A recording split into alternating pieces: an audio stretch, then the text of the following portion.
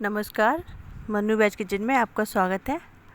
आज मैं बताने जा रही हूँ बिल्कुल सॉफ्ट पकौड़े वाली कढ़ी बनाने की रेसिपी। इसके लिए हमने सबसे पहले पकौड़ी बनाने के लिए 1 कटोरी बेसन लिया है।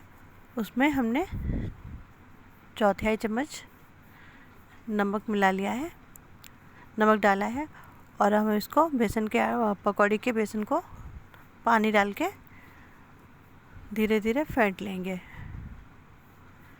इसको हमने बहुत अच्छे से फेंटना है। जितना हम इसको अच्छे से फेंटेंगे उतनी ही हमारी पकौड़ियाँ सॉफ्ट बनती हैं। तो हमें इसमें इस तरह से फेंटना है कि इसमें एक भी लम्स ना रह जाए और ये हमें बहुत ही गाढ़ा नहीं करना है।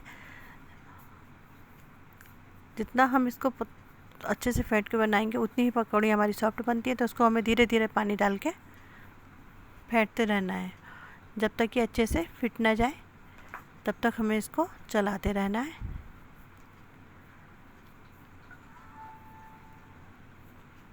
ये देखिए, अब ये अच्छे से फिट चुका है और हमारा पकौड़ी का बेसन तैयार हो चुका है।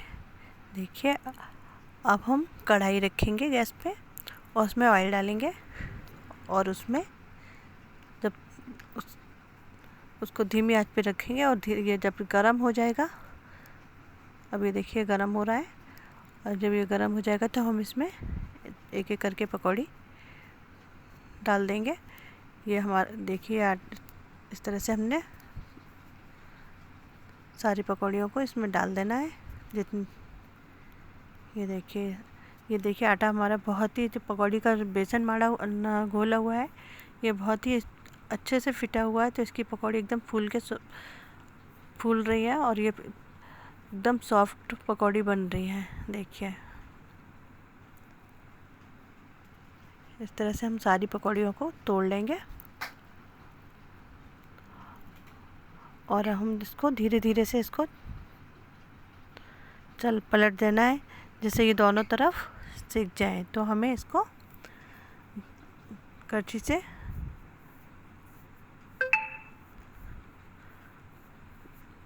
चला देना है। ये इसको चलाएंगे धीरे धीरे से और ये अच्छे से सिक गई है।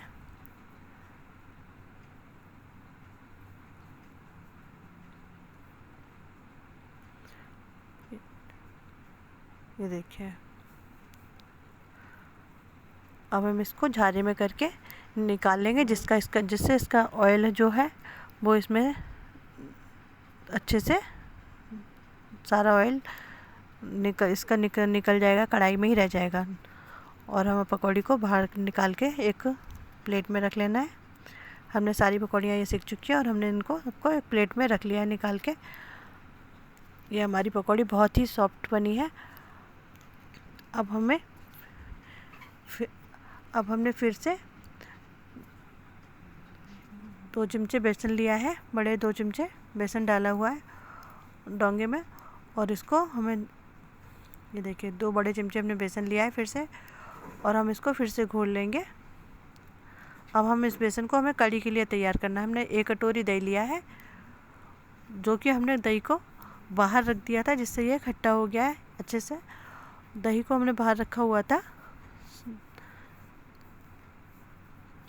तो ये 4 घंटे से दही हमारा बाहर रखा हुआ है, तो इसलिए अच्छे से खट्टा हो गया। अब हम इसमें बेसन में दही डाल के, पानी डाल के अच्छे से इसको फिर से हमने इसको मिलाया हुआ है। हमें फिर दोबारा भी इस बेसन को इसी तरह से मिलाना है जिसमें इसे लम्स ना पड़े। और मैं इसमें नमक डाला हुआ है, हमने इसमें 1 चम्मच नमक डाला है, 1 सवा चम्मच।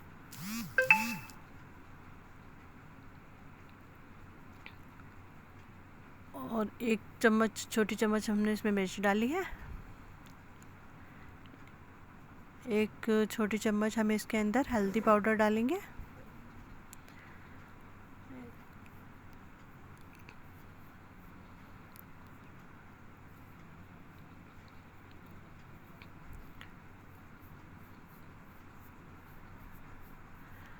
और अब हम इसको सबको अच्छे से फिर से मिला लेंगे। ये इसको हमें अच्छे से मिलाना है और हमें इस बार हमने बेसन को बहुत पतला करना है।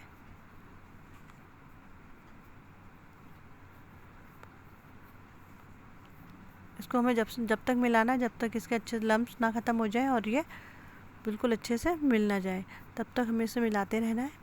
और बहुत ही हमें पतला बेसन इसमें करना है। अब हमने फिर से कढ़ाई रखी है, उसके अंदर हमने 2 चमचे हमने ऑयल डाला हुआ है। इसके अंदर हमने 2 चमचे ऑयल डाला हुआ है। अब ये गरम होने के बाद इसमें हम ये ऑयल हमारा गरम हो चुका है।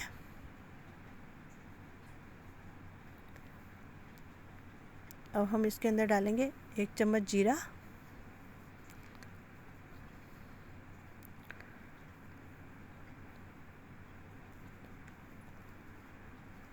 इसके बाद में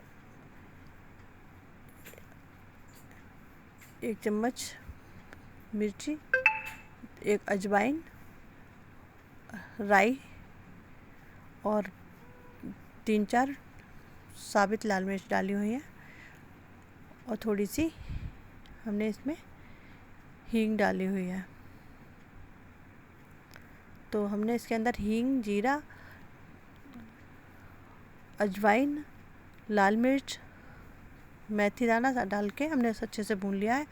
और जो हमने इसका बेसन का घोल बनाया हुआ था वो हमने इसके अंदर डाल दिया है।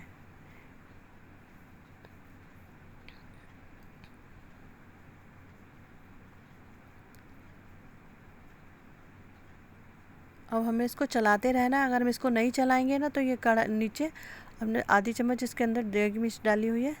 देगी मिर्च हमें बाद में डालनी है। अब इसको चलाते रहेंगे, क्योंकि अगर हम इसको नहीं चलाएंगे तो इसमें नीचे ये लग जाएगी और गाढ़ी हो जाएगी, जिससे कि फिर इसमें लम्प्स बन जाएंगे। तो हमें जब तक इसमें खोल ना आ जाए जब तक हमें चलाना है इसको। और हमें इसको हमें फिलहाल इसमें हमें अच्छे से पानी डालना है, जो कि अच्छे से पतली हो जाए। हमने इसमें 2 लीटर पानी डाला हुआ है।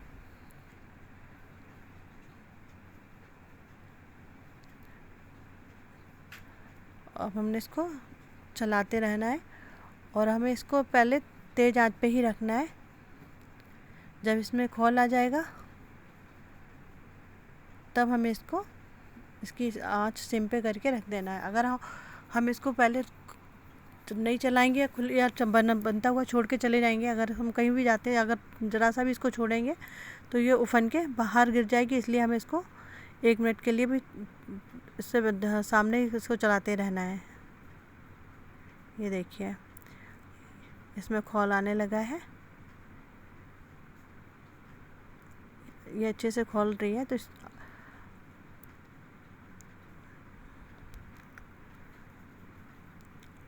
जब ये अच्छे से खौल जाएगी तब हमें इसकी आंच को धीमा कर देना है।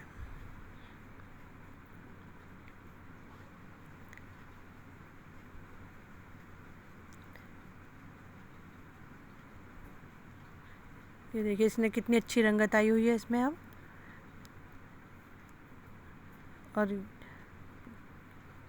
अगर हम इसको गाढ़ी बनाते हैं तो कड़ी गाढ़ी होने के बाद, ठंडे होने के बाद में और गाढ़ी हो जाती है। तो इसलिए हमें इसको ध्यान रखना है कि हमें ये पतली ही रहे, और जितनी पतली रहेगी उतना ही पतली, बहुत ज़्यादा एकदम पानी तो नहीं, बट पतली रहेगी उतना ही कड़ी अच्छी स्वादिष्ट बनेगी। उतनी देर तक ज़्यादा खोल के अच्छी बनेगी ये देखिए इसमें उफान आ गया है और खोल रही है अच्छे से। अब हमें इसमें पकौड़ी डाल देनी है जो हमने बनाई थी। इसके अंदर अब हम पकौड़ी डाल देंगे, क्योंकि ये बहुत देर से खोल रही है। अब ये इसमें पकौड़ी डाल के फिर से इसको खोलने के लिए रख देंगे।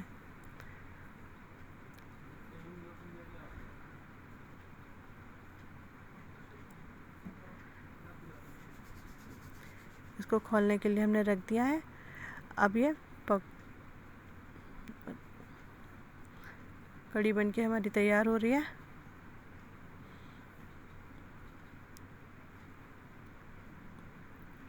ये देखिए अब कड़ी अच्छे से, ये पकौड़ी के साथ भी अच्छे से खौल गई है। तो इसलिए हमारी अभी कड़ी बिल्कुल पक गई है अच्छी तरीके से।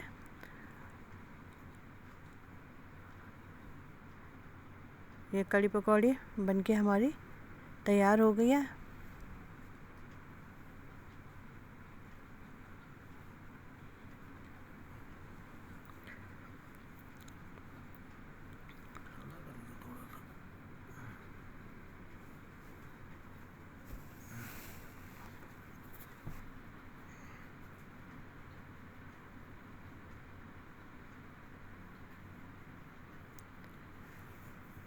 ये बहुत अच्छे से खौल चुकी है अब कड़ी, और ये कड़ी बनके हमारी तैयार हो गई है। अब हम फिर इसके लिए कड़ी के लिए छौंक बनाएंगे अलग से। तो हमने पहले एक फ्राई पैन रखा, उसमें हमने ऑयल डाला है, और अब हम इसके अंदर से फिर से एक चम्मच जीरा डालेंगे,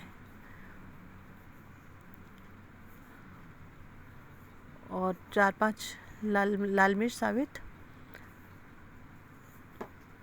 थोड़ी सी हींग, स्वाद अनुसार देख के डालनी है। तेज़ है तो हमें अगर हमारी हींग स्ट्रांग है तो हमें थोड़ी हींग डालनी है, जैसे कि हमने डाली हुई है।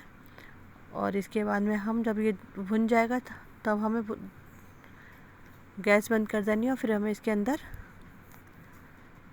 इसमें लाल मिर्च पाउडर और डालना है। ये देखिए, ये हमने इसके अंदर लाल मिर्च पाउडर डाल दिया है, और ये हमारा छौंक बनके तैयार हो गया है। अब हम इसको कड़ी में थोड़ा सा कड़ी के अंदर डाल देंगे, बाद बाकी छौंक हमें ऊपर से ही डालना होता है। तो हमें इसको थोड़ा सा हम इसको आधा छौंक हम कड़ी के अंदर डाल देंगे। देखिए कड़ी हमारी बनके तैयार हो गई है।